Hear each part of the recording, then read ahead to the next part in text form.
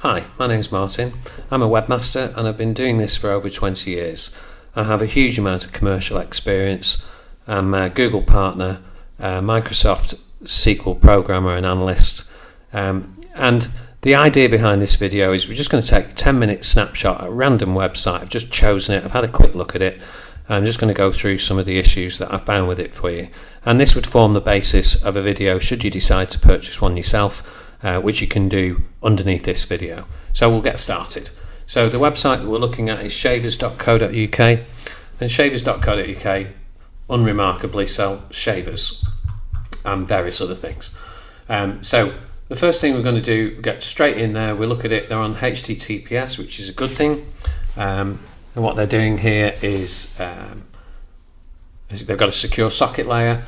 What we'll do is just remove the www and the full stop and enter again, and let's see what we get.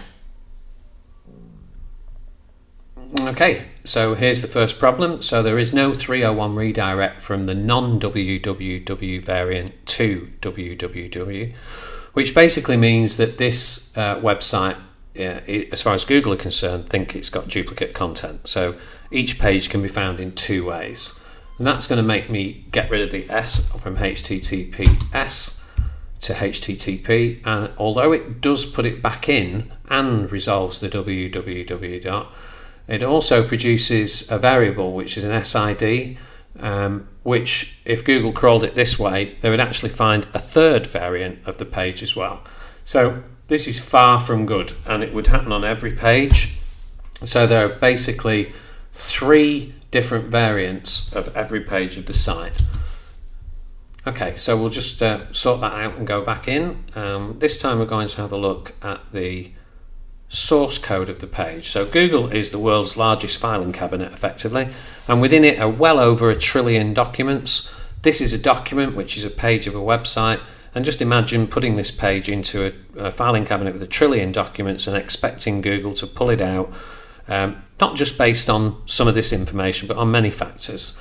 But what can you do to actually make sure that your page is catalogued correctly? Well, you can put metadata in your pages, which they've done. And we've got shavers.co.uk, the brand, electric shavers, razors, and so on and so on. So we're just going to grab that and just test to see if that actually has any validity, what I've just said. And we're just going to pop that in there, search for it, and unremarkably it pulls it straight out of the bag because it's an exact match on the title tag. If we look at this, we've got let's get rid of that. When the page was last cached by Google, which was yesterday, so that's also good. And we have a description. We carry all makes and model of brawn. Well, that doesn't look quite the same to me. And we've got ... which is an indicator that Google have actually decided that they're going to decide what the description for this web page is going to be. So if we go back to the view source, you'll see that the description that they put in was completely different, looking for an electric razor. Okay, and this description needs to again be relevant with the content on the page, and none of that content is mentioned on the page. When we come to the keywords tag on line 12, we see shavers, electric shavers, beard trimmers, and so on and so on. A lot of keywords there, in fact, way too many. And also these keywords have to be relevant to the content that's on the page. Google, Bing, and Yahoo all say they don't use the keywords tag. Whether they do or they don't, it's still there, and it's a way of indexing your pages, not just within those three search engines, but within other search engines as well. So you should actually catalog it. But in terms of this keyword tag, this is what's called keyword stuffed.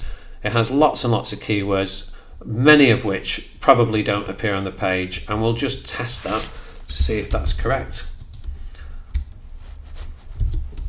And we'll just find brawn shavers, and it's saying that there's no mention of brawn shavers on the page, so that sort of explains that a little bit.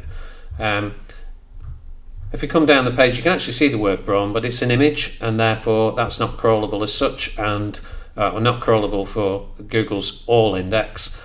But there is a little bit of text here that you click on to actually go to the product. So we'll go to this particular product.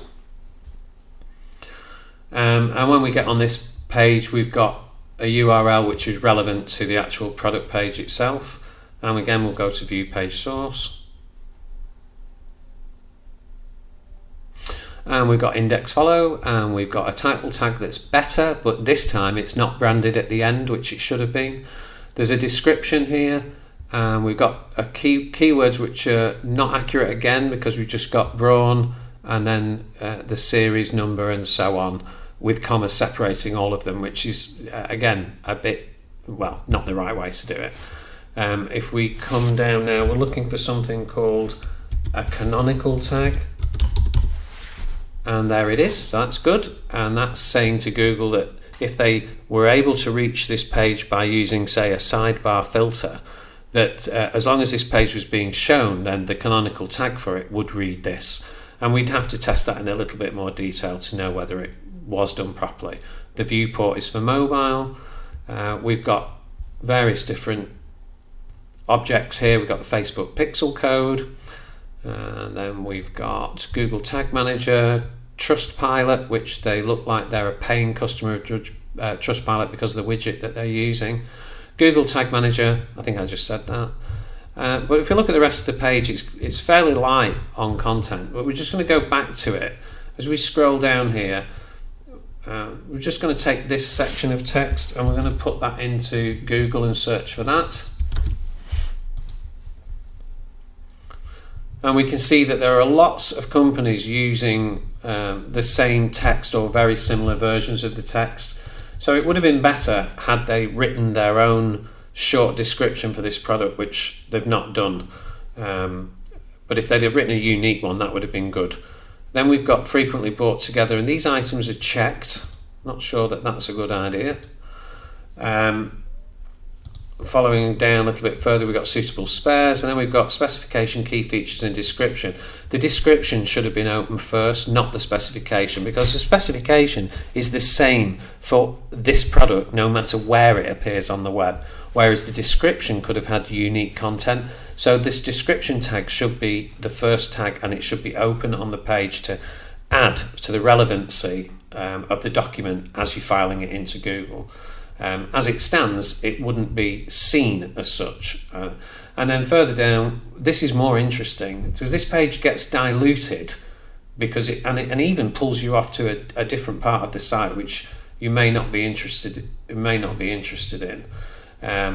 This is very useful because it's customer reviews on the page, and then at the bottom we've got Trustpilot reviews, again all good for building trust in the actual brand itself. In the bottom left hand corner we've got the Google customer reviews, which is accessed via the Google Merchant Center. So they've obviously done this and opened an account and collected reviews from customers on their success page, and then those customers have received emails, filled out the emails, and they've done very well out of it because they've got a 4.8 star out of 5 rating, which would show. Go down a little bit further, they have a Facebook page, so we'll take a quick glimpse at that. And we have a post here 8 hours ago with no likes, and another post with no likes, 2 o'clock in the morning, no likes. This looks like some sort of automated system that they're using to release posts on a regular basis. But what's concerning about this is their customer base are not liking their posts. And as we go further down, we see the same posts showing more than once, even though they weren't liked the first time. So there's something quite wrong or not right about that. If we go to their Twitter page, and they have 1,400 tweets, following 1,084, they've got 1,800 followers, 348 likes. And if we look at their tweets, we've got a similar story here with nobody favoriting them, only one person, and that's probably the person that actually wrote these tweets in the first place. And I think you'll probably also find that these are being repeated as well. Yeah, they are being repeated, which doesn't make an awful lot of sense. There isn't much point in doing that. So their social media strategy isn't working, and that really needs to be reviewed. Now I've got one of my colleagues, Chris, who is a social media expert. I'm going to hand this URL over to Chris so that he can do a proper critique. and we'll put that into another video. So that's that, and we'll come away from that. Another massive factor is page speed. So how fast does this site load? And about well over 60% of this site's traffic will definitely be coming on mobile devices, and it's not got a very good score on a mobile device. So if we look at this, 36 falls in the low end, the poor end, and the first meaningful paint is at 4.16 seconds, which is a picture. Fortunately, Google actually give you all the fixes here, so it's telling you can save six seconds on the page load just by resolving these images, which just need to be reworked, and then there's some minify some JavaScript, removed unused CSS, all buying time, which means that the customer gets a better experience.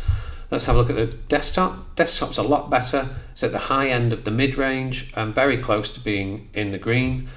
So they've got that a lot better, and they could save seconds here, 3 seconds altogether, just by sorting out the images on that page. Now, it's worth pointing out that if we take a product page and run that through Google Page Speed, we'll get a different result. So we'll just do that now. So each page of the site can be run through the Page Speed tool. And a lot of people just forget about that and just put the home page in, which is genuinely usually a bit heavier than most of the other pages. So we'll just wait for this and see what we get. And it's no indicator that there's something wrong that it's taking this amount of time. Unfortunately, the product pages are even slower than the home page, even though they're actually lighter in terms of code. And we've got all sorts of issues with this, but again, all of them can be fixed. You know, there's probably a day's work in that to actually correct it. And on the desktop, again, a lower score, but still high end of the mid-range, and again, can all be fixed. So basically, that is the short review over.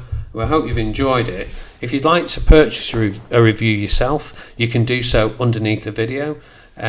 And what we'll do is send you a more in-depth video than this that covers a lot more bullet points as well. And if we find something serious, we'll tell you all about it. On this site, they've got a 301 redirect issue on the non-WW variant and an SID issue, which is causing problems with duplicate content issues within Google. I'm certain that they will rank very well for certain key phrases, including shavers, as it's in their domain name, so they should do. They've got problems with Google Page Speed, and their social media marketing absolutely needs an overhaul. I hope you've enjoyed the video. If you've got any questions, then leave a comment and we'll do our best to answer them. And thanks very much for watching.